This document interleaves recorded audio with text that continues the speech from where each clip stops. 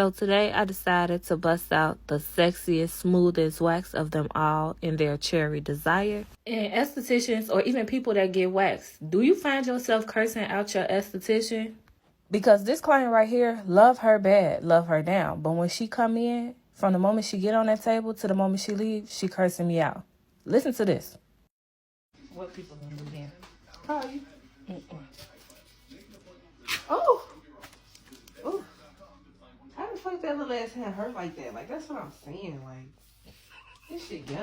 And I get it, because waxing does hurt, but why I gotta get cursed out? But here I am going in with some cleanup strips, and I'm going in kind of a diagonal direction just to help manipulate those hairs to come out a little bit more. And because this client has HS, I didn't want to keep going over the skin too many times, so I did have to break the underarm up into 2 different sections. And even though she said her underarm wasn't irritated, it's not hurting, it's not bothering her, I didn't want to cause irritation to it.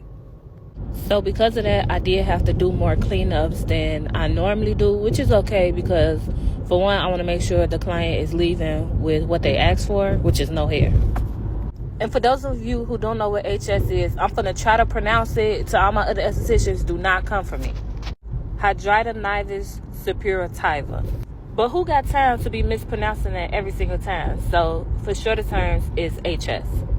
But if y'all want to talk HS a little bit more, we could do that in another video because I am done with my 3rd and final cleanup strip. I'm just going to apply some aloe for cooling and hydration.